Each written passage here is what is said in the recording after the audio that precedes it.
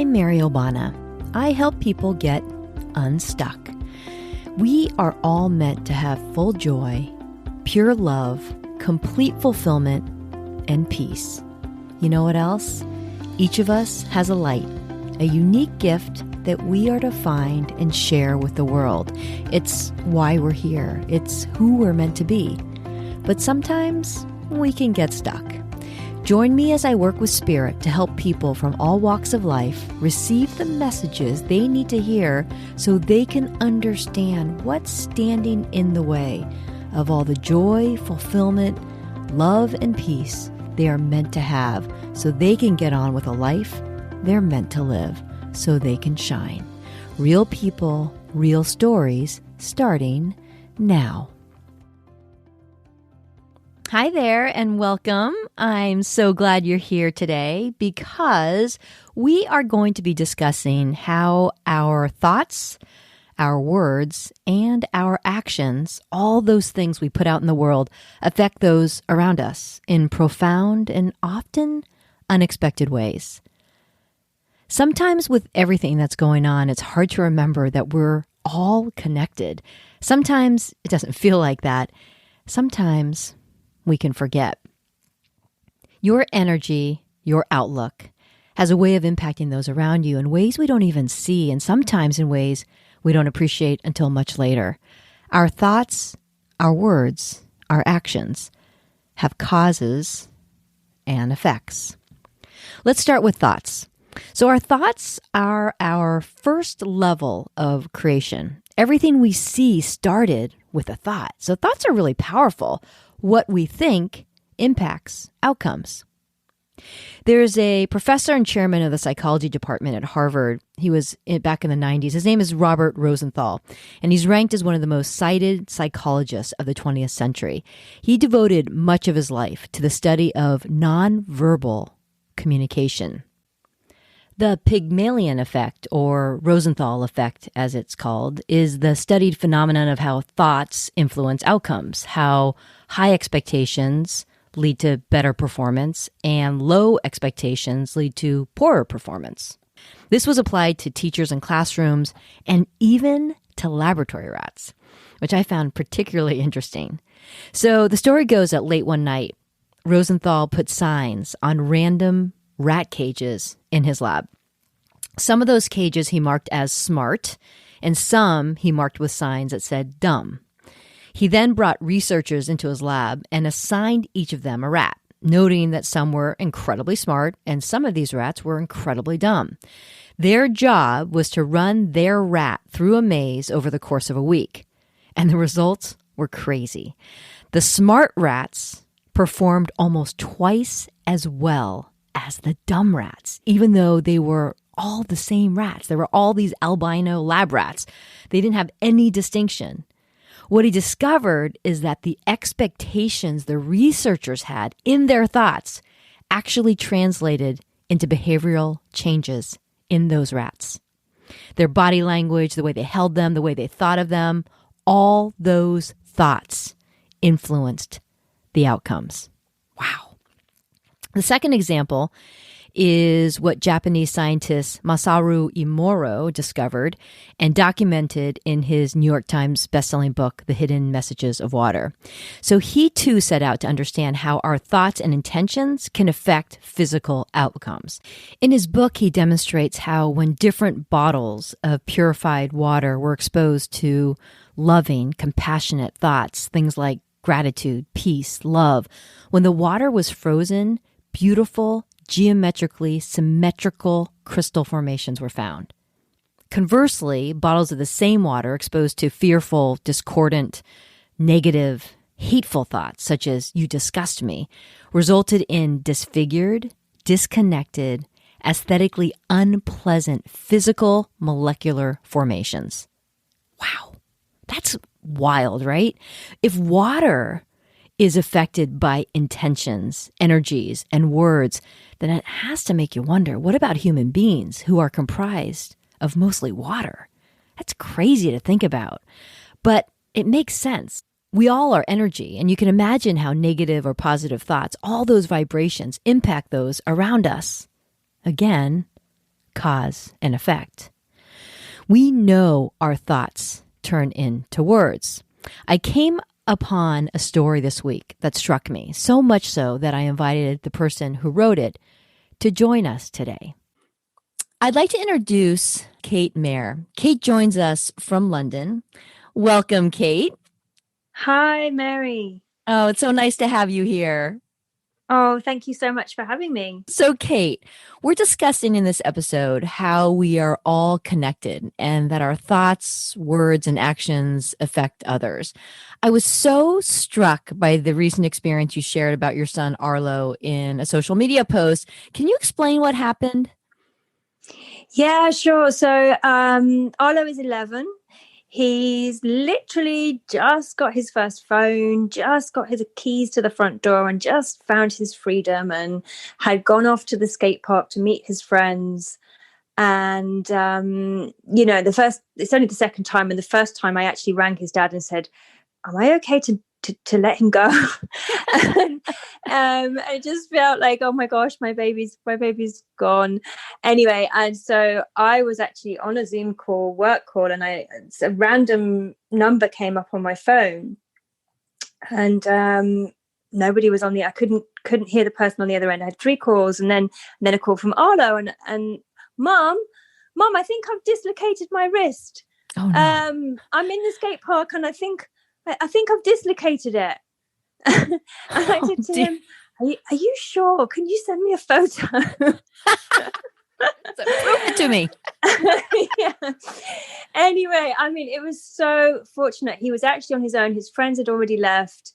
But there were so many lovely people around who looked after him, who called an ambulance.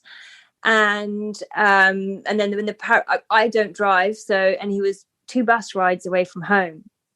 So it was a bit of I live right next to the hospital, so shall I just meet you there? Mm-hmm. So the paramedic was talking to me, and as a mum, I was kind of mortified, really, that my son was on his own in an ambulance, and I couldn't be there. I couldn't be with him, so I'm here crying. He's absolutely fine because he's getting a ride in an ambulance. How cool is that? He's like, but Mom, I'm in an ambulance. And, great adventure. Oh, yeah. Amazing adventure. And they put this big orange splint thing, and it was like it feels like it's got little polystyrene balls in, and they suck the air out, a bit like when you vac pack your clothes to go under the bed kind of thing. And it sort of vac packed his arm, and he was just like, oh man, I've got this cool thing on my arm. And it was just, for him, just an adventure. He just and so I picked his little brother up from school, and we went to the hospital, and we were standing in the ambulance bay watching all the ambulances come in, and we saw that the ambulance guy got out with a Darth Vader rucksack on, and my little one really went, Mummy, he's in that one.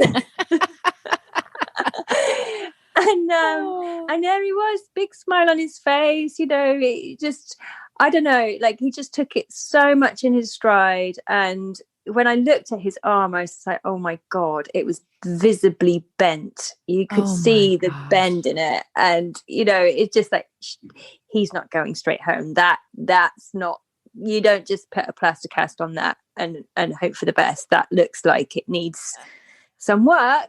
Exactly. And yet, what did he say? He couldn't wait to tell his friends about it, right? Oh, he's like, Mom, you have to get me on the Wi-Fi so I can call my friends. I've got no signal. I need to show them this. I need to show them this. This is so rad. I need to show them the bend in my arm, Mom. This is like so cool. Oh my gosh. It's like, oh gosh. Yeah. What a perspective. And then he had that remote control for the bed, and he was fascinated. Because we had to stay the night. So they immobilized it just to make him a bit comfortable for the night so that they could operate in the morning. And he's like, he went in the room, Mom, I can't believe it. This is like a hotel. And I've got a remote control for the bed. The bed goes up and down. I've got a buzzer for the nurse. I'm just like, he couldn't believe it. We've got our own bathroom. this is so cool, Mum. And they're going to, the woman came round with the menu and she's reading off all the desserts. They've got trifle. Mom, they've got trifle. Take the trifle. He wants the trifle.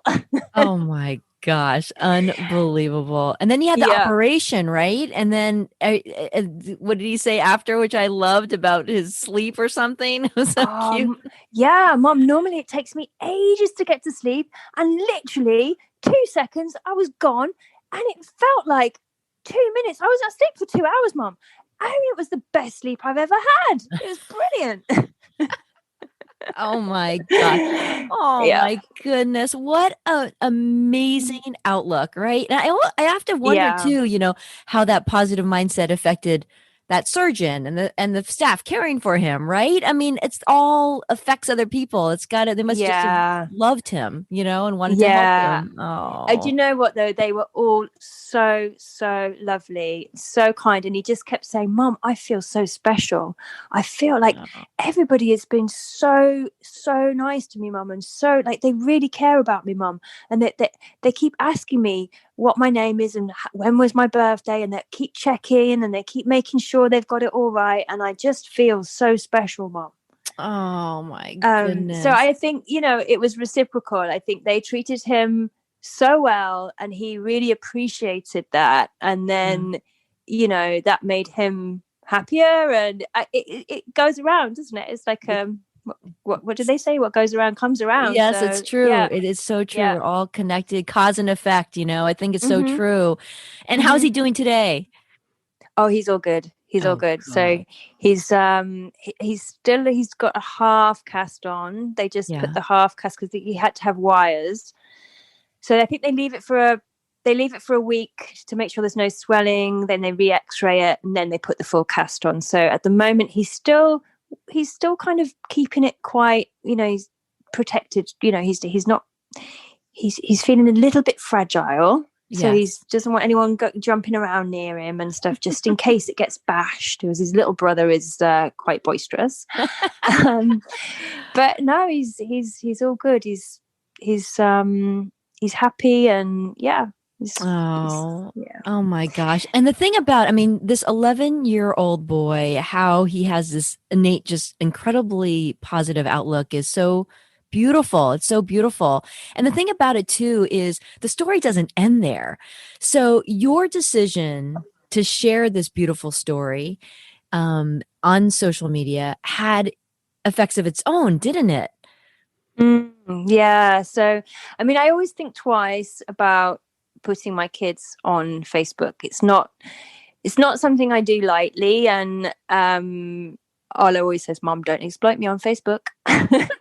So I'm conscious of his feelings and everything else, but I just felt like it was just such an amazing lesson for me, and that if it was an amazing lesson for me, then perhaps it would also inspire others, just to take such an experience that he could have been. He didn't even cry throughout the whole thing. He didn't even cry, and he said, Mom, they were saying to me at the skate park, I can't believe how messed up your arm is and you're not even crying. But I just Oh, didn't feel upset. and and oh, and he could have seen all the negative stuff, but he right. chose to focus on every little tiny good bit. And I know, I listen to Esther Hicks a lot, Yeah. Abraham Hicks a lot, Yeah. and that whole momentum thing of focusing on one small thing and then another thing, and you start the momentum and you start it rolling, and I saw that, and I thought, this is a nice thing to share, and let me just see. And I honestly didn't expect so much love to come back. Oh, And I don't know, I didn't check, but when I looked a few days ago, it was sort of 1.5 thousand likes and gosh knows how many comments, and I know it's incredible. And the thing really about it, it's amazing. so beautiful. And I love the comments because, it's evidence of how, again, our actions affect other people, and how what we put out there does have energy, and how we are really all connected. I mean, some of the comments were things like, and I've just pulled some of them, which I thought were so beautiful. What an inspiration. What a great post to wake up to. Made my day. What a great attitude. What a beautiful lesson for all of us. Makes my heart sing. And so, even the action of you taking the opportunity to share this beautiful story and what Arlo did and how he responded to this situation had its own effects. And it's amazing how when you put your energy toward good and positive things, how that can rub off on other people, right? Absolutely. I mean, I'm all for that. I think energy is infectious. Yeah. And there's a thing like one bad apple will turn the whole cart, but I think good energy is the same. The more you can spread it, the more it permeates. It spreads. And Yeah. 100%. 100%. Yeah. Well, this is a beautiful example of how our thoughts affect our experiences, and a reminder that we always have a choice of how we respond to our circumstances. And, it's all about the energy we bring to each moment. Such a wonderful lesson from Arlo. And thank you, Kate, for sharing that with us. Our actions do have impact, and actions of kindness in particular. I read this story about a boy who was walking home from school with a big stack of books, and he was new to the area and a little awkward. A big pack of kids came behind him and pushed him over, and his glasses fell off and the books scattered everywhere. Another boy was walking behind him and saw the whole thing happen. He immediately went up to the boy and handed him his glasses and helped him up, and together they picked up all the books.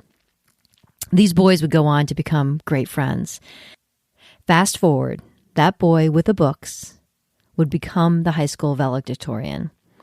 And in his graduation speech, he talked about how small acts of kindness can change the world because it changed his. He went on to share a story that recounted that day he was walking home from school. He had emptied his locker because he didn't want his mom to have to clean it out. He had planned to take his life that weekend, but an act of kindness changed his mind. In that moment, he felt that someone cared. His friend never knew that story. He heard it for the first time as he listened in the audience that day. Emerson once said, "You cannot do a kindness too soon, for you never know how soon it will be too late." Wow. Cause and effect. My book, Shine, A Simple Guide to Finding Your Light and Letting It Shine on the World, was written for those who have that feeling, that sense that there's something more for them, more to discover, more to do, for those who have reached that point where they are seeking to find a deeper meaning in their lives, more fulfillment, an awakening maybe. Each and every one of us has a special light, that gift within us that makes us who we are. Whether it's the art you create that brings joy to others, the effortless way you make those around you feel important, or your insatiable positivity. Lights are as unique as each one of us. That light is your own unique brand of love. You are to find that light. It's why you're here. But the power of that light is in its connection. One point of light alone is small. Light, when it's allowed to spread, is big. Connectedness is the greatest expression of love. When we shine, we ignite the light in others too. We are all connected. Our thoughts, words, and actions impact others. Shine your light. This is how you change the world. The law of cause and effect is immutable. Sometimes we can forget that we live amidst this law every day and in every moment. Sometimes that law manifests more obviously, but the ones that are less obvious are equally as powerful and as real. Our thoughts, our words, and our actions, all of it, are what we put out in the world, affecting our families, our friends, our communities, everyone. In every moment, whether we know it or not, we are all connected. And just like Arlo, we always have a choice. In these days, in our world, let's all choose wisely for the sake of all of us. Thanks for joining me today. Remember, let's always be kind and shine. You never know how you might be impacting someone else. Take it easy.